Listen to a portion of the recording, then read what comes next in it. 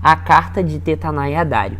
Ora, o profeta Ageu e o profeta Zacarias, descendente de Ido, profetizaram aos judeus de Judá e de Jerusalém em nome de Deus, do Deus de Israel, que estavam sobre eles. Então Zorobabel, filho de Salatiel, e Jesua, filho de Josadaque, começaram a reconstruir o templo de Deus em Jerusalém.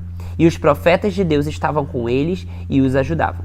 Tetanai, governador do território a oeste do Eufrates, e Setar-Bozenai e seus companheiros foram logo perguntar a eles: quem os autorizou a reconstruir o templo e esses muros? E como se chamam os homens que estão construindo esse edifício?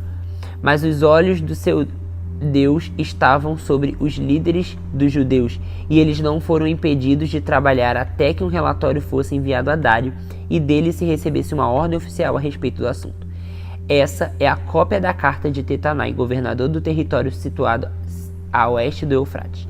Setar-Bozenai e seus companheiros, os oficiais do oeste do Eufrates, enviaram ao rei Dário o relatório que lhe dizia o seguinte: ao rei Dário, paz e prosperidade.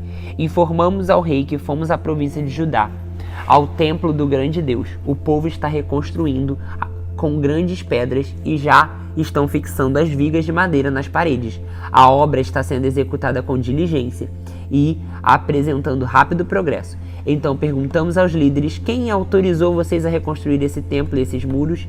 Também perguntamos o nome dos líderes dele, para que registrássemos para a tua informação. Essa é a resposta que nos deram: somos servos do Deus do céu e da terra e estamos reconstruindo o templo edificado há muitos anos, templo que foi construído e terminado por um grande rei de Israel. Mas, visto que os nossos antepassados irritaram o Deus dos céus, ele os entregou nas mãos do babilônio Nabucodonosor, rei da Babilônia, que destruiu esse templo e deportou o povo para a Babilônia. Contudo, no seu primeiro ano como rei da Babilônia, o rei Ciro emitiu um decreto ordenando a reconstrução desta casa de Deus.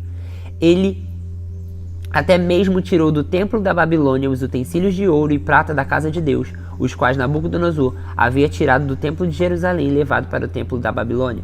O rei Ciro os confiou a um homem chamado Sesbazar, que ele tinha nomeado como governador, e lhe disse: leve esses utensílios, coloque no templo de Jerusalém e reconstrua a casa de Deus em seu antigo local.